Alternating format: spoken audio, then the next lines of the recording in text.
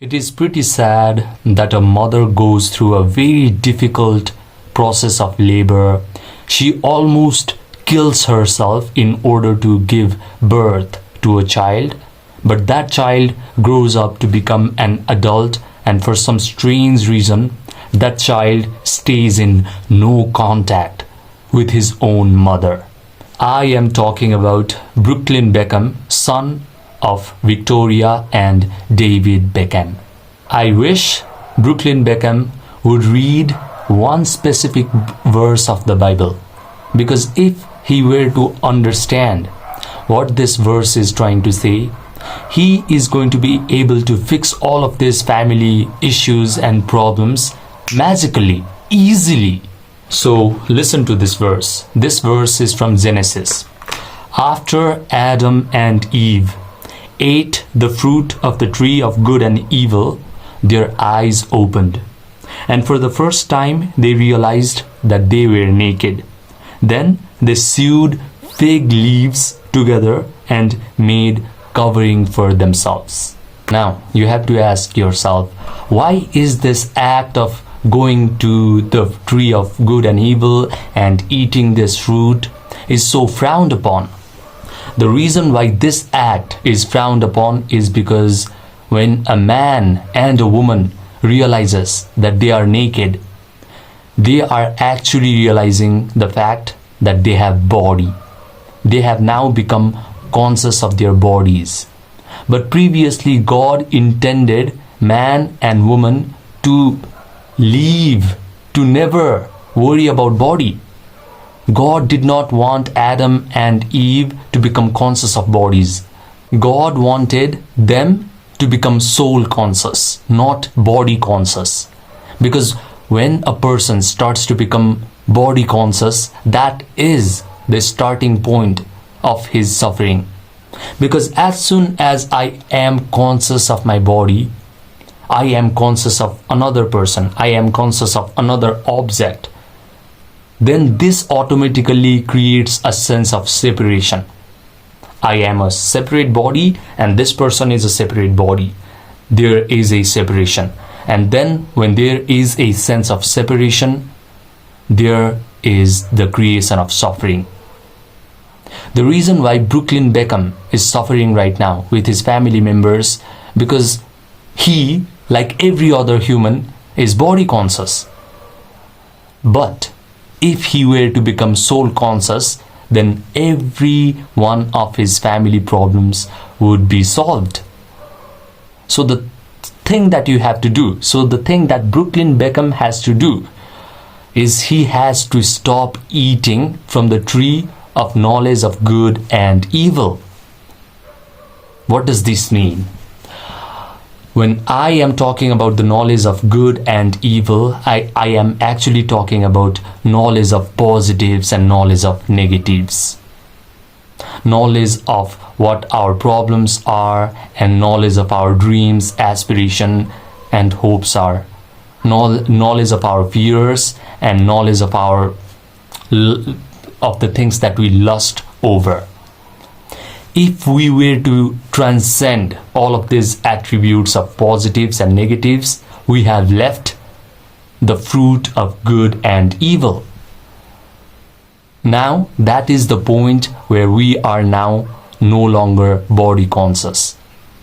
That is the point where Brooklyn Beckham will start to become soul conscious. And once he starts to become soul conscious, he will automatically fix every problem that is present right now in his family. So the way to achieve, the way to transcend the knowledge of good and evil is through meditation. Now I have no problem calling myself as a heretic. You might say, oh my God, this guy is talking about Bible, but he is talking about meditation. This is blasphemy. Yes, I am a heretic. So what you have to do in order to truly understand Bible is you have to become heretic. You have to combine all of the spiritual knowledge that you intuitively possess and then use that spiritual knowledge in order to decode the verse of the Bible. So meditation is the way to transcend the knowledge of good and evil. Here's what you are going to do if you're Brooklyn Beckham. If you are watching right now this video, then I want you to close your eyes. I want you to keep your spine erect, and I want you to put your attention gently on the incoming breath and outgoing breath. This is a practice called mindfulness meditation or Anapan yoga, derived from Buddhism. Now, if you just do this practice, after about 10 to 15 minutes, you are going to realize that you have become a witness to the content of your mind. You can never stop the thoughts and images that will arise in your mind, but you can remain a non-critical witness.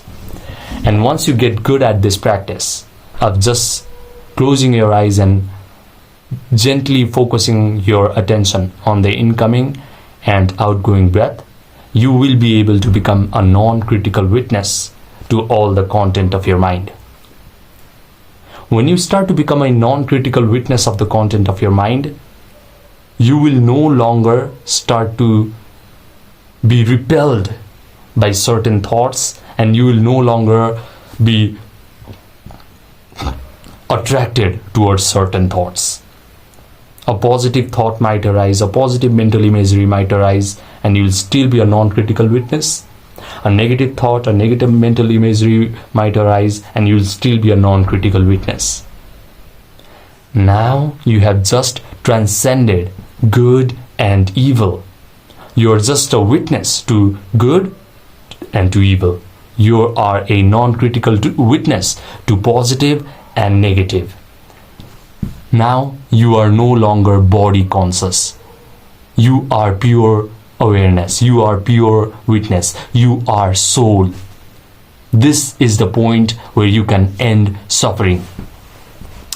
Now, to take one step further, what you have to do is you do this mindfulness meditation for about 15 minutes.